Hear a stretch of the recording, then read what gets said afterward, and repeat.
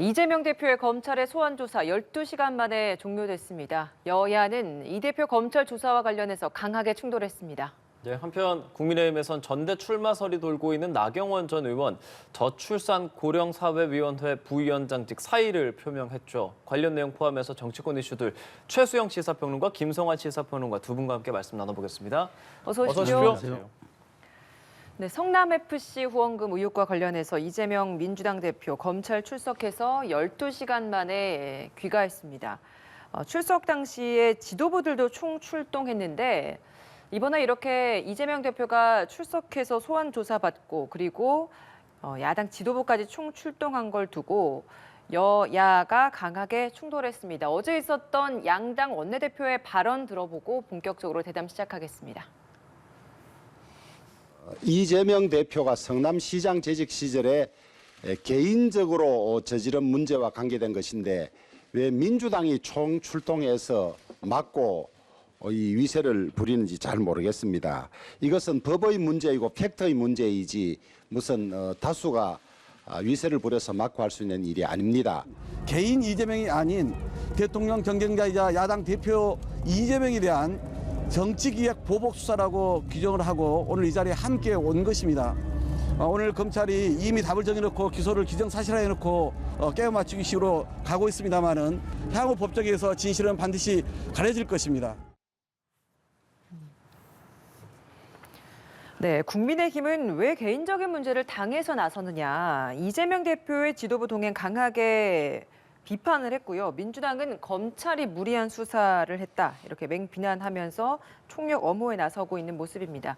자, 이재명 대표의 수사가 이렇게 국회 내의 충돌로까지 이어지고 있습니다. 자, 어떻게 바라보고 계십니까? 뭐 야당 대표가 검찰에 소환되는 그 자체로도 이례적인 일이고 그다음에 바로 직전 대선 후보라는 점에서 정치권에 좀 논쟁이 당연히 있을 거라고 생각합니다. 왜냐하면 굉장히 이례적인 일인 것도 분명해요. 네. 2002년도 이제 대선 자금 수사 인해로 인해서 그때 당시 이회창 전 그 한나라당 당시 총재가 검찰에 이제 출두했던 사안 이래로 이게 아마 20년 만에 이제 벌어진 일인데요.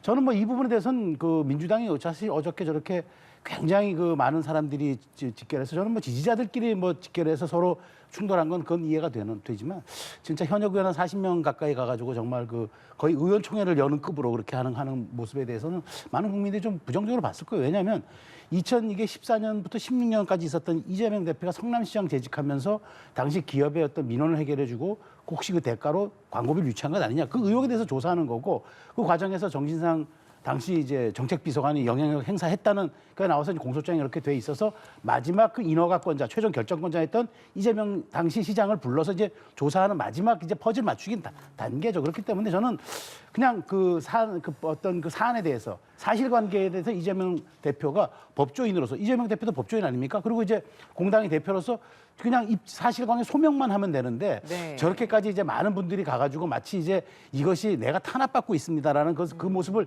연출하는 듯한 이것은 무도한 정치 보복입니다라고 얘기하는 듯한 그건 저는 온당하지 않다고 봐요. 왜냐하면 그 부분에 대해서 소명하고 입증만 하면 될 문제인데 저렇게까지 규정을 이 검찰의 수사에 대한 사안 자체 성격을 규정하면서까지 저렇게 많은 분들이 몰려가서 의원들이 저렇게 항의 쪼로 이렇게 출두하듯이 했다. 이 부분에 대해서는 저는 앞으로도 계속 대장동이라든가 그다음에 쌍방울 의혹이 어쨌든 이재명 대표의 사사 건에 대해서 계속 앞으로 검찰에서 이제 출두가 이루어질 텐데 그때마다 저렇게 할 겁니까? 네. 저는 그래서 저렇게 하는 것은 앞으로 혹시라도 또 의원 수가 줄면 그럴 거 아닙니까? 혹시 이재명 대표 이제 당내 영향력 떨어진 거 아니냐? 이런 얘기도 나올 수 있어서 저는 전략적으로나 저는 법리적으로나 굳이 저렇게까지 할 이유는 없었다고 생각합니다. 네, 앞선 대담에서 저희가 검찰 조사받고 귀가할 때 이재명 대표의 발언 들었는데 오늘 또 지역구에서 인천에서 민생 행보를 했습니다. 거기에서 현장 최고위원회를 소집했는데 거기에서도 입장이 있었습니다. 한번 들어보고 바로 또 질문 드려보겠습니다.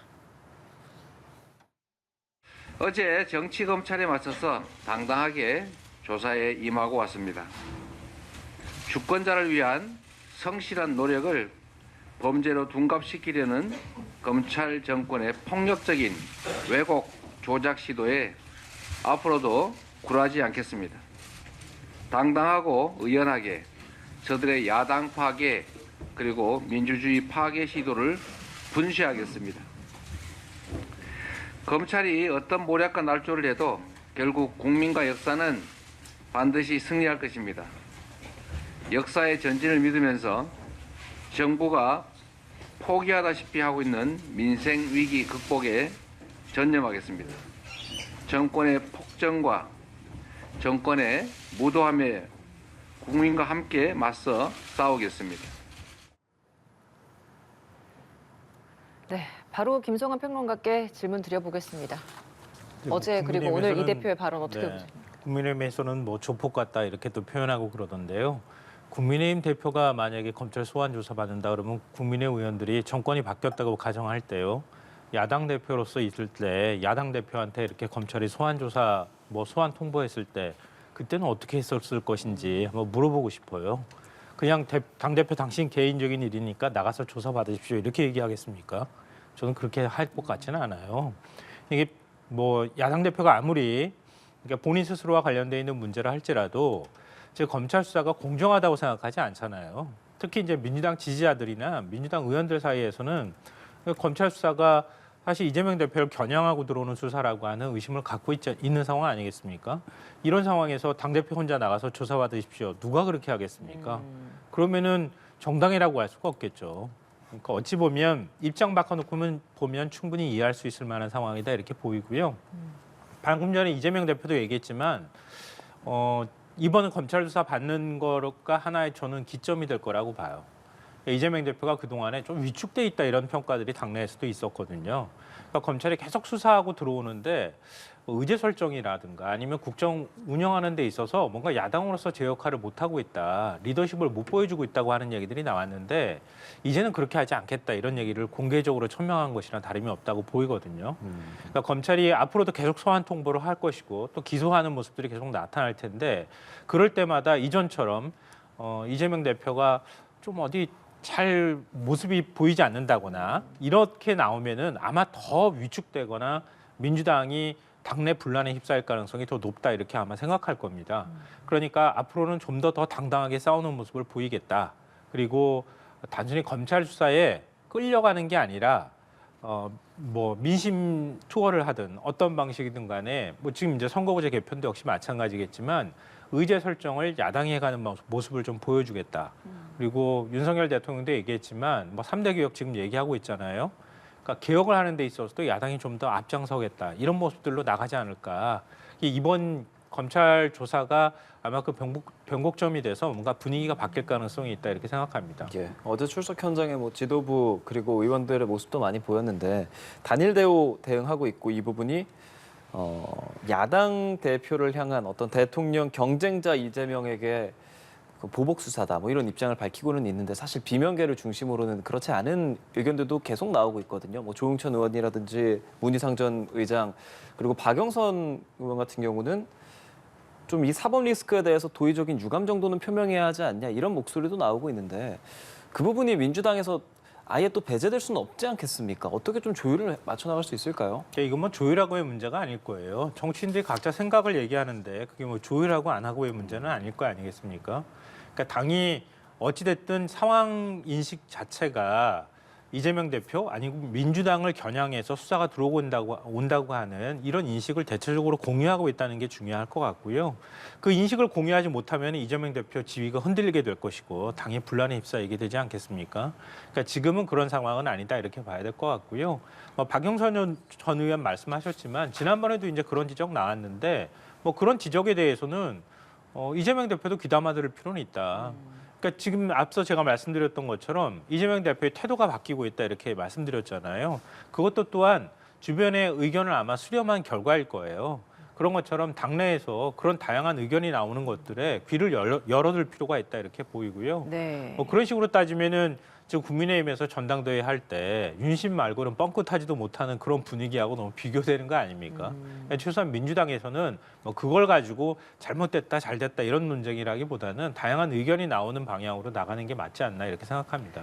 민주당 같은 경우에는 김건희 여사 수사로 오히려 맞불 놓고 있습니다. 검찰 수사 비판도 하면서 김 여사 특검 추진하는 TF도 꾸리고 있잖아요. 이런 민주당의 전략 효과 있겠습니까? 저는 뭐 물타기죠. 그러니까 이게 그 문제를 제기하려면 일관되게 제기하면 되고 그다음에 검찰에 수사 촉구하면 됩니다. 그런데 이재명 대표 출두 시기에 맞춰가지고 이렇게 TF를 구성하겠다 하는 거는 시선을 돌리고자 하는 의도가 명백해 보이고요. 뭐 법 앞에 평등하고 검찰이 또 수사를 하겠죠. 근데 저는 뭐 거기에 대해서 촉구하면 될 일을 왜 꼭 타이밍이 또 이때야 하느냐. 저는 어제 이재명 대표의 저 출두를 보면서 느낀 게 사실 저 부분에 대해서는 당내에서 이제 그 균열 지점이 전 나올 수밖에 없다고 봐요. 왜냐하면 지금 저렇게 저는 이 정치인의 두 가지가 매우 중요한데 그 이미지하고 메시지 딱 두 가지거든요.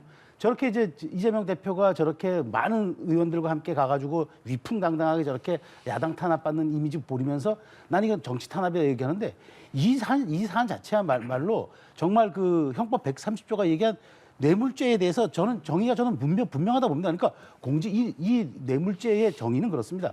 공직자가 법을 집행하고 정책을 집행함에 있어서 돈에 휘둘리지 말고 엄정하게 집행하라는 얘기입니다. 그러니까 이재명 대표는 제3자인 성남FC의 그 운영을 돕기 위해서 내가 인허가권을 동원해서 기업에 과도한 특혜를 주고 돈을 해서 성남FC 잘 됐다는 거잖아요.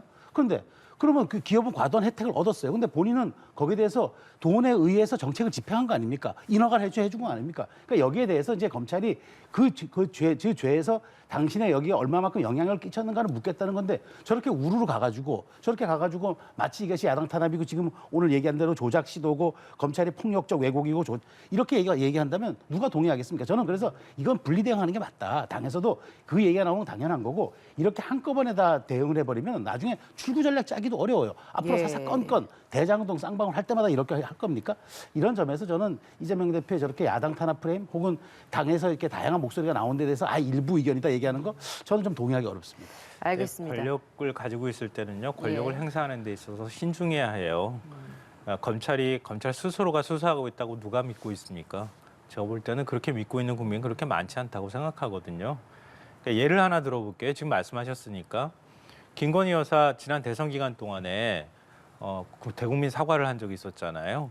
허위 학력 의혹과 관련해서 그때 뭐라고 표현했냐면요. 잘 보이려고 경력을 부풀리고 잘못 적은 것도 있었다. 본인이 인정했어요. 허위 학력 기재했다고 하는 거. 근데 경찰은 어떻게 했습니까? 공소권 없음 무혐의 판단했어요.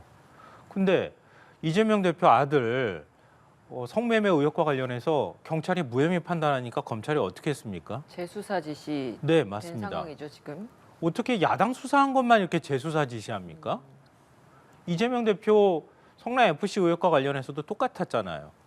경찰이 3년 동안 수사해서 무혐의 판단하고 나니까 검찰이 다시 수사하잖아요. 왜 그럽니까? 야당과 관련돼 있어서만큼은 검찰이 다 재수사하고 다 들여다보겠다고 하고 김건희 여사 허위 학력 의혹과 관련해서는 검찰이 뭐 재수사를 한다거나 이런 얘기를 제가 들어본 적이 없거든요. 이게 공정한 수사입니까? 도이치모터스 주가 조작 사건 관련자들 전부 다 지금 구속되기도 하고 재판받고 있는데 김건희 여사 관련돼 있는 의혹들 다 거기서 나오고 있어요. 줄줄이. 근데 어떻게 됐습니까?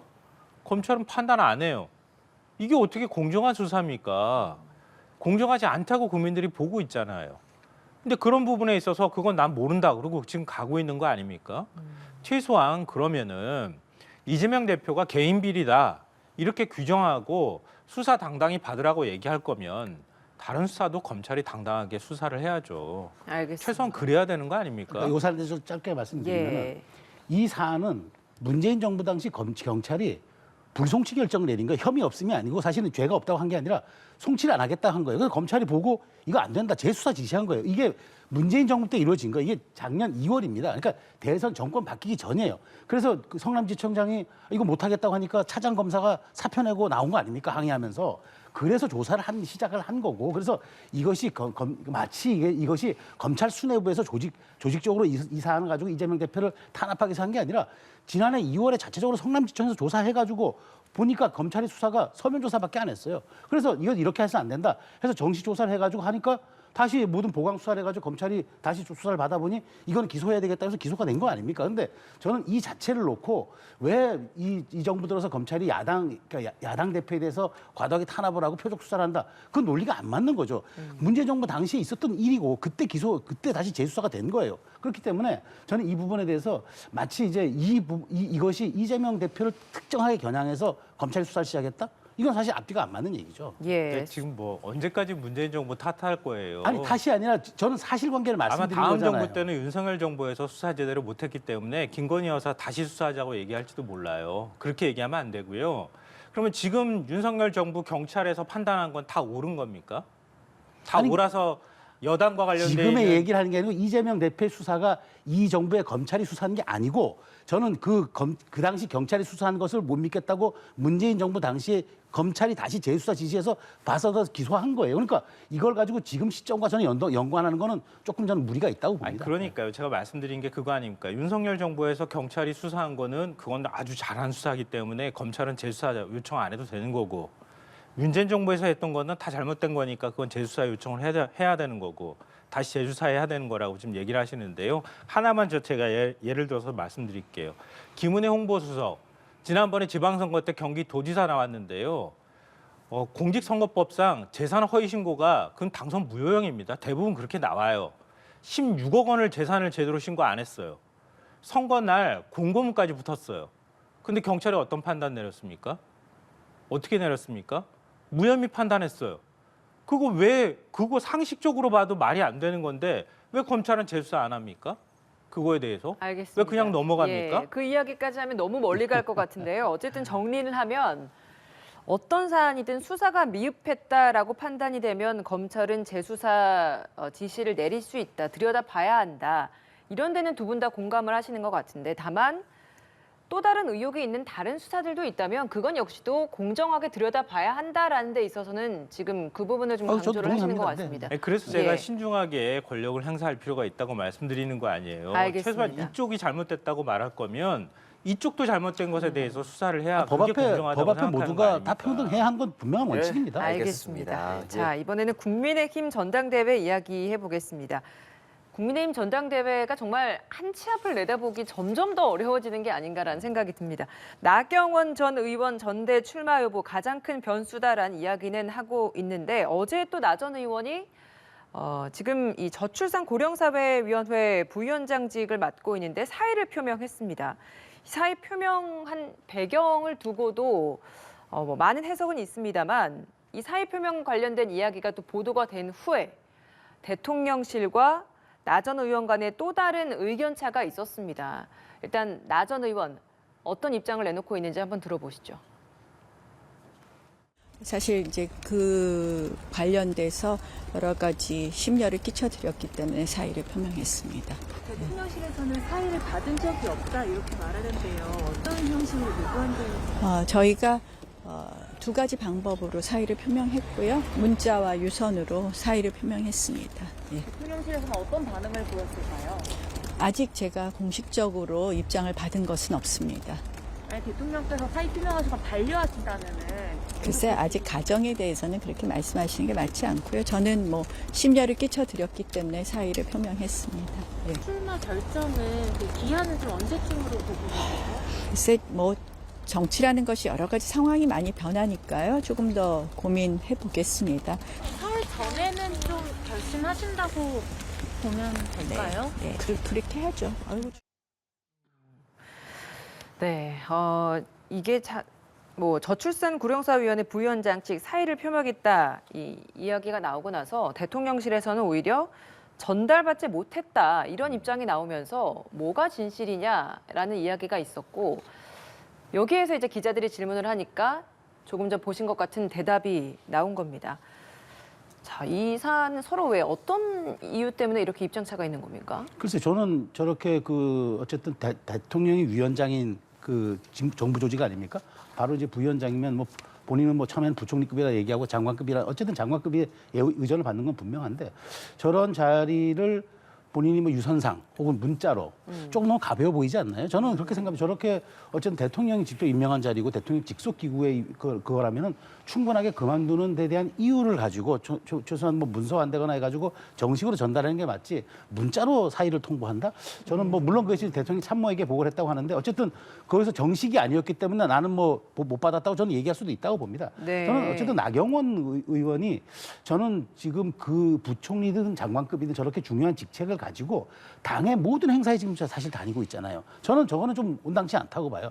저 자리를 받지 말든가 아니면 이 자리에 충실하는 모습을 보이면서 가야지 당의 행사엔 다 가면서 인사를 하면서 사실상 어찌 보면은 당권 후보처럼 행동하면서 또 정책에 대해서 얘기를 내는 거예요. 헝가리 제도가 있으니까 우리도 이런 걸 도입해야 되지 않느냐라고 하니까 당연히 대통령실에서 반박하죠. 너무 가볍게 보이잖아요. 이게 말하자면은 집중해서 어떤 의제를 연구하고 성과물을 내는 그런 과정이 아니라 뭐 마음은 콩밭에 가 있는 것처럼 비춰지면서 자꾸 뭐 저렇게 본인이 조금 이미지 관리에 도움되는 정책을 쉽게 내는 것처럼 비치니까 대통령실에서는 당연히 제동거리는 게 맞다고 봅니다. 그런 측면에서 지금 뭐 나경원 전 의원은 나경원 위원장은 지금 아마 부위원장은 하루에도 12번씩 생각이 바뀌는 것 같아요. 성을 쌓다 허무는 일이 반복될 것 같은데 어쨌든 저는 저 논쟁을 길게 이어가는 건 좀 바람직하지 않다고 봅니다.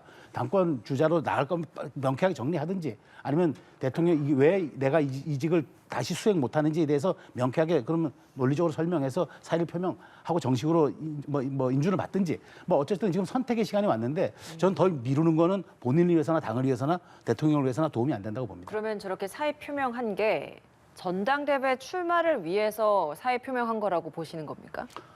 저는 결론 어떻게 낼지 모르지만 어쨌든 본인의 논란이 되기 때문에 내놓는다는 얘기는 저는 그다음에 정치적 행보는 출마 쪽으로 잡기 때문에 그만둔다고 보는 게 좀 합리적이지 않나요? 출마하지 않겠다면은 한 번에 내가 실수는 있었지만 앞으로도 이 일을 내가 전념하면서 대통령실과 국가에 도움이 되는 정책, 의제, 아젠다를 발굴해서 내놓겠습니다. 이렇게 얘기하면 될 일인데 난 안 하겠다고 얘기하는 걸 봐서는 지금 바로 연동돼 있는 당권 행보와 좀 무관하지 않다고 생각이 됩니다. 알겠습니다. 외통수로 몰리는 건지 외통수로 몰고 가는 건지 잘 구분이 안 돼요. 외통수로 몰고 간다는 얘기는 당대표 출마하고 싶어서 결국은 극한까지 간 다음에 대통령실에서 어떻게 할 수 없는 상황까지 몰고 가려고 하는 거 아닌가 이렇게 생각하고요. 외통수로 몰리고 있다는 얘기는 노골적으로 대통령실에서 메시지를 던지고 있는 거 아니에요.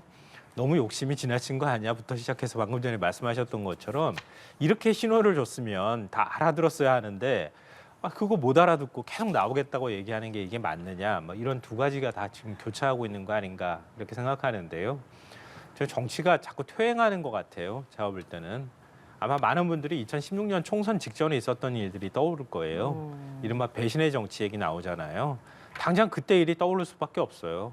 당시에 국민의힘 전신에 있는 정당이 이길 수 있을 거라고 다 생각했어요. 총선에서. 근데 진박 간별사 나오고 진박 공천하고 배신의 정치하고 옥새 들고 나르샤하고 이런 코미디 같은 일들이 벌어지면서 결국은 총선에서 뭐 근소한 차긴 하지만 졌어요. 이게 딱 그 일로 다시 되돌아가는 것 같아요. 그러니까 정치가 앞으로 자꾸 걸어나가는 게 아니라 뒤로 되돌아가는 것 같다. 그러니까 이준석 대표 한 명 내모는 것도 모자라서 지금 윤심이라고 지금 얘기하는 또 자처하는 의원이 결국 당대표 출마하면 그쪽으로 뭐 친윤이 몰리고 윤핵관이 그쪽을 지원하고 이런 일들이 벌어지고 대통령실에서 노골적으로 출마자들을 골라내는 작업들을 하는 거 이게 과연 맞는 건가? 이랬을 때 총선까지 아직 뭐 시간이 많이 남아있긴 하지만 결국 국민의힘이 정말 승리하는 길로 가는 것인가? 여기에 대해서 많은 분들이 회의를 할 것 같아요. 제가 볼 때는. 그러니까 나경원 부위원장이 앞으로 어떤 선택을 할지는 모르겠지만 저는 뭐 결국은 선택하지 못할 것이다. 당대표 나오기가 어려울 것이다. 이렇게 생각은 하지만 그렇지만 그 과정에서 비춰지는 모습들은 굉장히 국민들한테 눈살 찌푸리게 하지 않을까 이렇게 걱정됩니다. 출마를 하지 않을 거라고 못할 거라고 말씀하셨는데 그럼 지금 사의 표명하는 나경원 의원의 생각은 어떤 생각일까요? 정말 윤 정부의 성공을 위해서라고 이야기하는데 그렇게 생각해도 될까요? 아마 출마 안 할 때도 똑같이 그런 얘기 하지 않을까 싶어요. 제가 볼 때는. 그거 외에는 달리 말할 방법이 없잖아요. 그러니까 나경원 부위원장 입장에서는 자신 스스로도 상당히 큰 거물이 돼 있는 정치인이에요. 그런데 그 거물이 돼 있는 정치인한테 뭔가 대통령이 요청을 하거나 아니면 좀 모양새를 갖춰서 스스로 물러날 수 있도록 한 발 뒤로 물러날 수 있도록 해줘야 되는데 그게 아니라 지금 막 밟듯이 못 나오게 하는 과정이잖아요. 네. 여기서 만약에 대통령실에서 이렇게 얘기하니까 저 그러면 출마 적겠습니다. 이렇게 얘기해버리면은 굉장히 왜소해지잖아요. 그럼 그걸 가지고 지금 한 번 더 내딛고 앞으로 나가겠다고 한 건데, 근데 본인이 너무 왜소해지는 것들을 참을 수가 없어서 결국은 부위원장 자리 던지고 난 다음에 당대표 출마하는 쪽으로 좀 더 기울어지는 듯한 모양을 보이면 과연 윤석열 대통령이 한번 만납시다, 한번 만찬하고 그리고 난 다음에 한번 손 붙잡아 주면서 이번엔 좀 참으시죠 라고 하는 메시지를 과연 줄 것인가. 윤 대통령이 제가 볼 땐 그렇게 쉽지 않을 것 같은데요. 그럼 결국은 나경원 부위원장 입장에서는 반윤이라고 하는 딱지를 달고 이번 전당대회를 치러야 되는 상황이 될 거거든요. 예. 굉장히 부담스러울 겁니다. 그럼 완전히 등을 돌리게 된다는 얘기고 그러니까요. 결국 친윤 체제로 지금, 구축되는 당의 체제 자체가 이렇게 구축될 텐데 나경원 부위원장은 앞으로 정치 행보를 가늠하기가 좀 어려운 상황으로 갈 거예요. 예. 그러니까 결국에 가서는 본인 스스로가 좀 어떤 명분을 대더라도 접는 방향으로 가지 않을까 좀 그렇게 생각합니다. 근데 나전 의원 지지율이 지금 1위라서 포기하기가 어려울 것이다. 이렇게 또 바라봐서 출마를 예상을 하시는 시각도 있어요. 이전까지도 1위였는데 오늘 한길 리서치에서 여론조사를 한 결과를 봐도 국민의힘 지지층만 대상으로 여론조사를 했는데도 나경원 전 의원이 여전히 30.7%, 굉장히 큰 차로 지금 1위를 나타내고 있습니다. 2위가 친윤의 힘을 받고 있다라고 하는 김기현 의원, 사실 좀 많이 올라온 거긴 하거든요. 김기현 의원 18.8%, 유승민 의원이 14.6% 나왔고 안철수 의원 13.9% 이렇게 나오고 있는 상황이란 말입니다. 친윤계 일각에서는 뭐 신기루 같은 지지율이다 이렇게 이야기를 하고 있는데 지금 이렇게 논란들이 계속 있는 와중에도 이런 지지층 사이에서의 지지율이 나오는데 실제로 지지율 변화가 앞으로 계속 있을 것인가? 반윤 딱지 말씀하셨습니다만 반윤 딱지가 붙더라도 저 지지율이 유지가 될 것인가? 어떻게 예상하세요? 정치인이 어떤 그 결정과 선택을 내리는 데 있어서 세 가지가 작용합니다.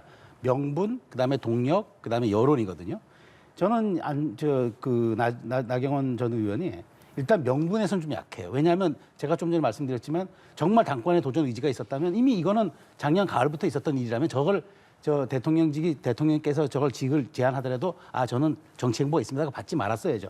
받더라도 조금이라도 어쨌든 저는 빠른 시간 내에 결단을 내렸어야 보는데 저는 명분이요. 저는 이제는 만일 겨울지라도 나온다는 그런 지금 이미지가 생겼기 때문에 조금 이제 말하자면 저는 명분이 없다고 보고 네. 동력.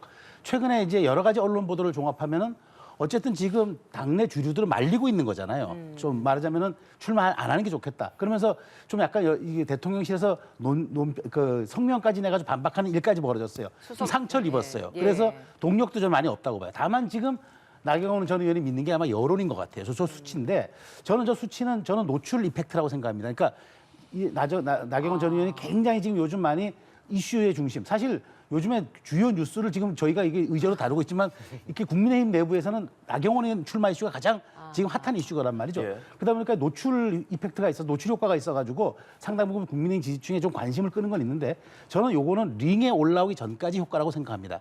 막상 출마 선언해서 링에 올라온다면 그 다음부터 꺼내놓는 아젠다, 메시지 이런 것들이 이제 작용되는 거고 나경원 의원이 보여줄 실력에 의해서 저는 판가름 나는 거지 지금은 약간 그래서 신기루라는 표현은 제가 동의하지 않습니다만 네. 뭔가 여기에는 거품이 좀 일부 좀 끼어 있다라고 좀 보는 거예요. 그런데 막상 링에 올라와서 대진표가 짜여지면 그때는 좀 다른 형국으로 가지 않을까. 그렇기 때문에 그때는 이미 3파전, 그러니까 이를테면 3파전으로 3분에서 간다 그러면 조금 다른 결과가 나올 수도 있다고 보기 때문에 저기에만 너무 집착해서 결론 내리는 거는 조금 허상을 쫓을 수도 있다라는 제가 말씀을 드리겠고 하여튼 이 부분은 저는 앞으로도 많은 변동의 여지가 좀 있을 수 있다고 생각합니다. 그러니까 12월에 조사했을 때도 나경원 의원이 1위였는데 그때보다도 한 8.4%포인트 상승한 모습이고 또 주목되는 부분들이 김기현 의원이잖아요.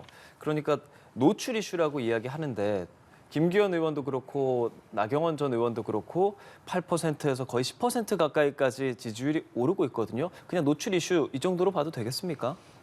그거하고는 조금 다르다고 저는 생각해요. 왜냐하면 직전 당대표 선거에도 나왔잖아요. 그때 또 당심에서는 이겼어요. 이준석 대표를. 근데 지금 그때 조직이나 아니면 그때 나경원 부위원장을 찍었던 당내 지지자들이 있단 말이에요.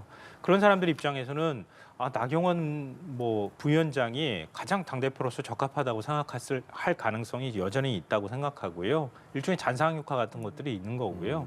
또 하나는 유승민 전 의원을 지지했던 그룹들이 누구를 선택해야 될까 지금 고민에 빠져 있다고 보거든요.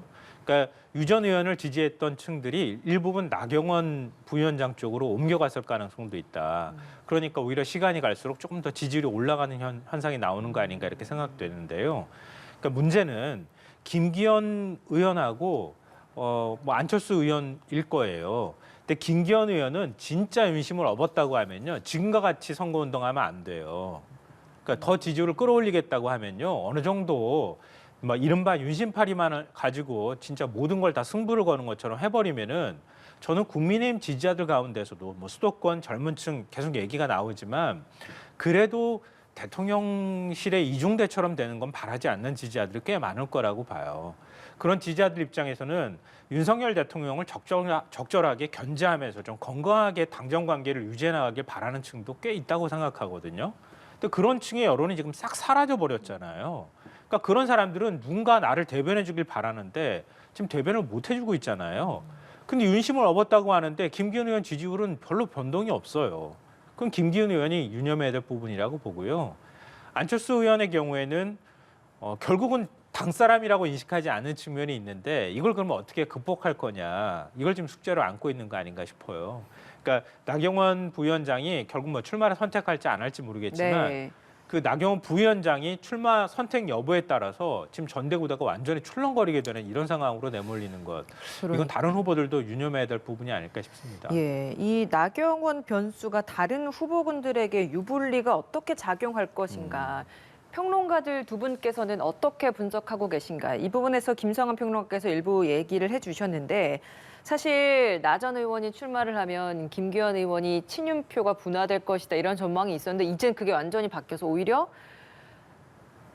유승민 전 의원의 반윤표가 분화되지 않을까 이런 분석도 있는 것 같고 지금 크게 나오고 있는 후보들이 김기현 의원, 안철수 의원, 유승민 전 의원 이 세 후보군인데 각각에게 어떻게 유불리가 작용이 되겠습니까? 먼저 전제 조건 각각의 유불리를 따지기 전에 나경원 네. 의원이 만일 출마를 한다 그러면은 지금 약간 좀 그 관심이 좀 시들해 있는 국민의힘 전대 큰 흥행 요소는 될 겁니다. 흥행에는 도움이 될 거예요. 왜냐하면 다양성이라는 것이 아무래도 그리고 좀 뭐랄까 경쟁력 있는 후보들이 나온다 그러면 아무래도 눈길이 더 가겠죠. 네. 눈길이 가다 보면 뭐 거기에 대해서 관심도 생기는 건데 결국 그래서 그 점은 제가 굉장히 그 좀 말하자면 효과가 있을 거라고 좀 보고 각각의 유불리로 전 들어가면 어쨌든 전 나경원 의원에서 한번 저희가 잘 생각해 볼게 나경원 의원이 지금 뭐 중도 확장성 이렇게 보여지는 것 같은데 사실 나경원 의원이 보수의 원류예요. 어찌 보면은 저기 지난 2020년 총선에서 가장 강한 강성 보수의 대명사였단 말이죠. 그런 분이 지금 약간 중도 확장성과 그런 쪽으로 조금 이해되는 게 좀 약간 좀 어색하긴 한데 예. 그럼에도 불구하고 나경원 의원이 출마를 강행한다고 그러면 어쨌든 지금 저분이 국민의힘 지지층에서 높게 나오고 있다는 거는 그래도 지금 친윤 후보 단일화를 표명하고 있는 김기현 의원에게는 조금 불리한 요소가 되겠죠. 불리한 요소가 되지만 저는 그렇다고 해서 이 표가 그대로 이게 또 다른 쪽으로 나경원 의원이 다 친윤표를 흡수해 간다? 좀 그렇게 보기도 어려워요. 왜냐하면 지금 나경원 의원에 대한 기대치는 요즘 유승민 의원이 요새 언론 노출을 최소화하고 있는 것과 저는 약간 상관관계가 좀 있다고 보는 거예요. 그게 어떤 말이죠? 그러니까 유승민 의원의 관심이 지금 유승민 쪽으로 못 가고 있으니까 지금 일주일째 지금 언론 인터뷰를 거의 안 하고 있는 걸로 제가 알고 있어요. 예. 그 사실 어찌 보면은 그 노출 그다음에 그 관심에 대한 이익을 조금 나경원 의원이 전대에서 좀 가지고 가는 것 같은데 그럼 그렇다고 해서 그러면 여기에 대해서 그러면 수도권 후보를 표방하고 있는 안철수 의원이 그러면 다시 뭐 연대로 해가지고 그 말하자면 효과를 볼 것인가? 저도 그것도 쉽지는 않다고 봐요. 그러니까 저는 이게 이 유불리가 얼핏 따지면은 거칠게 좀 본다 그러면은 친윤 후보의 분화로 이어질 건 분명해요. 왜냐하면 지금 지지층이 약간 겹치기 때문에 그렇지만 이 나경원 의원이 이제 결국 저는 중요한 건 지금 결선 투표제가 생겨버렸잖아요. 네. 그렇기 때문에 저는 이 예선에서 1차 선거에서의 투표율이 중요하지만 중요하기도 하겠지만 더 중요한 거는 얼만큼 가진 사람들이 누가 더 결선에 두 배 올라가느냐. 전 거기에 대해서 많은 승패가 저는 갈릴 거라고 보기 때문에 지금 나경원 의원의 지금 출마가 일부 또 어떤 특정 후보에게 좀 더 유리하게 간다. 그거보다는 오히려 저는 좀 국민의 관심을 끌면서 저는 뭐 오히려 그 말하자면 수도권에 대한 관심을 좀 높이는 데는 조금 기여하겠지만 저는 이게 뭐 국민의힘 지지층 전통적인 지지층 내부에서 뭐 상당한 영향력을 더 끌어가지 갈 것이다. 저는 그렇게 보기엔 조금 좀 이른 감이 있다고 생각합니다. 예, 뭐 결선 투표제 관련해서도 또 생각해봐야 하는 부분들이 있고 최 평론가께서 해주신 이 유불리에 대한 분석들 혹시 어떻게 좀 생각하시는지요? 안전장치를 너무 여러 개를 만들어 놨어요. 그래서 윤석열 대통령의 마음을 얻지 못하는 후보는 당대표가 될 수 없도록 만들어 놓은 거 아닙니까, 사실은. 그러니까 경선을 이렇게 만들어 놨는데 어떻게 대통령하고 맞서는 사람이 당대표가 될 수 있겠어요. 그래서 앞서 제가 말씀드렸던 것처럼 퇴행하고 있다 이렇게 말씀드린 건데요. 그러니까 나경원 부위원장은 아마 그걸 생각할 수밖에 없을 거예요. 그러니까 이번 전당대회에 출마해서 내가 어느 정도 정치적 존재감을 계속 남겨줄 수 있을 것이냐. 그렇게 했을 때 향후 정치적 미래를 볼 수 있을 것이냐 없을 것이냐까지도 아마 생각하지 않을까 싶은데요. 네. 근데 잘못 출마했다가는 진짜 미운 털이 단단히 박히는 상황이 될 수 있단 말이에요. 아마 그런 어떤 이익 형량이나 이런 것들 따져봤을 때는 제가 볼 때는 출마 안 하는 쪽으로 무게가 기울어질 가능성이 있다. 여전히 이렇게 생각하고요. 그러니까 다른 후보 입장에서는 말씀드렸던 것처럼 안철수 의원이 뭔가 이번에 전당대회 때 효과를 내기 위함이나 아니면 바람을 좀 만들기 위해서는 뭔가 그래도 여론이 출렁거리는 현상들이 나타나줘야 하거든요. 그러니까 나경원 부위원장이 빠진 그 자리에 확실하게 안철수라는 자리가 들어가줘야 그래야 사실 윤심에서 조금 좀 거리감이 있다 하더라도 뭔가 당대표에 가깝게 근접할 수 있는 그런 현상들이 있을 거라고 봐요. 근데 아직까지는 그런 현상이 나타나고 있지 않기 때문에 그런 여야에 따라서도 뭐 수도권 연대론도 나오고 있지만 그런 거에 따라서도 당대표 구도가 조금 바뀔 가능성은 여전히 남아있지 않을까 생각합니다. 그럼 이 궁금증도 생겨요. 만약에 나경원 전 의원이 안 나가기로 결정을 한다. 그러면 저 많은 저 지지율들이 어디로 갈 거라고 보세요? 다 어디로 갈 것인지 예측하기는 매우 어려운데요. 결국 저는 윤심이 가는 쪽으로 갈 거라고 봐요. 이건 어떻게 해도 아마 이 구도 바꾸기 어려울 거라고 생각합니다. 물론 누구한테 가는지 아직 확실하게 다 정해졌다 이렇게 단언하기는 어렵지만 결국 김기현 의원이 제일 윤심에 가깝다 지금 이렇게 평가하고 있잖아요. 그런 면에서 김기현 의원을 깰 수 있는 구도를 과연 어떻게 만들 것이냐 이게 다른 후보의 숙제가 아닐까 싶은데요.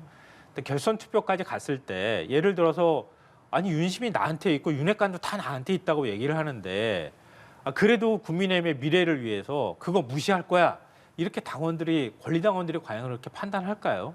일단 윤석열 정부의 성공을 바라거나 그래도 그런 쪽에 여론이 더 많이 실릴 가능성이 있기 때문에 이번 전당대회는 뭐 결과가 좀 부정적으로 얘기하면은 너무 뻔한 전당대회가 되는 거 아닌가. 현재로서는 그렇게밖에 예측하기가 좀 어려울 것 같아요. 저는 이번 국민의힘 당대표 경선에서 두 가지가 가장 주요하게 핵심 포인트로 작용할 것 같아요. 첫 번째가 뭐냐면은 대통령이 믿을 수 있는 당대표. 그러니까 대통령이 믿을 수 있는 당대표. 그다음에 두 번째는 총선에서 이길 수 있는 당대표. 제가 얼핏 말씀드리면 이게 형용모순 같아 보여요.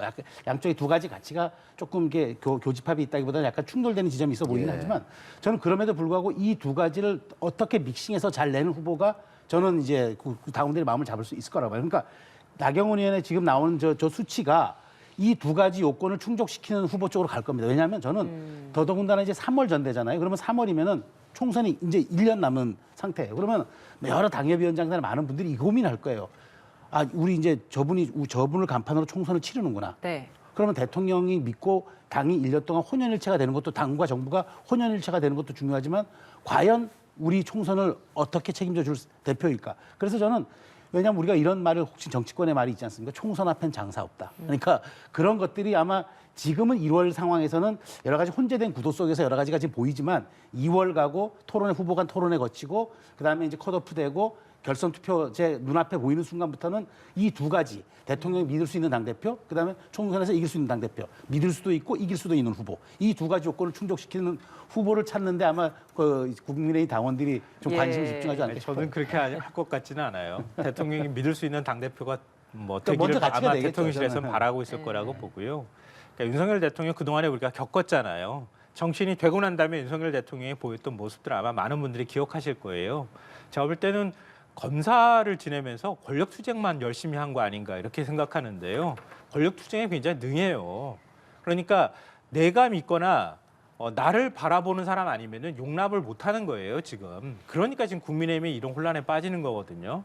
그러니까 앞으로 총선이 뭐 한 2, 3개월 앞을 두고 있다고 하면 모르겠는데 내가 확실하게 믿을 만한 당대표, 내가 임기가 끝나고 난 다음에도 나를 뒷받침해주거나 내가 어떤 리스크에 빠져도 나를 도와줄 만한 국회의원들 이런 사람들을 만들기 위해서 공천권 행사하겠다는 거예요. 윤석열 대통령은. 그러면 내가 확실히 믿을 만한 당대표가 있어야 한다는 거고요. 그리고 그런 당대표가 선출되면 그다음에 한 1년 동안에 남는 시간 동안에 얼마든지 총선 승리할 수 있는 전략 짤 수 있다 이렇게 보는 겁니다. 그러니까 그 지금 말씀하신 대로 대통령이 믿을 수 있는 당대표가 중요한 조건 중에 하나는 왜냐하면 이준석 효과가 있단 말이에요. 그러니까 대통령의 황금 시간, 그 골든타임을 이준석 당대표와 갈등하면서 엄청나게 놓쳐서 허니문 기간조차 제대로 누리지 못했던 대통령, 그래서 지지율이 굉장히 허약했던 대통령, 이거 더 이상 우리가 지켜보면 안 되겠다, 이렇게 놔둬서는 안 되겠다는 국민의힘 지지층이 지금 나타나고 있는 그런 저는 결과를 보기 때문에 어쨌든 그 가치에 우선하는 메시지를 누가 더 공고히 낼 것이냐, 반윤, 친윤 이런 것보다는 대통령을 지킬 수 있고 대통령 믿을 수 있는 후보, 이런 것들을 가지고 아마 그 핵심적인 메시지를 낼 것 같은데, 저는 선거가 진행되다 보면 그럼에도 불구하고 우리 당 간판으로 총선을 치를 것이다라는 생각들을 하지 않을 수가 없기 때문에 이 부분이 좀 변수가 될 것 같아요. 알겠습니다. 예, 두 분 말씀 여기까지 듣겠습니다. 최수영 시사평론가, 김성환 시사평론가였습니다. 오늘 말씀 고맙습니다. 잘 들었습니다.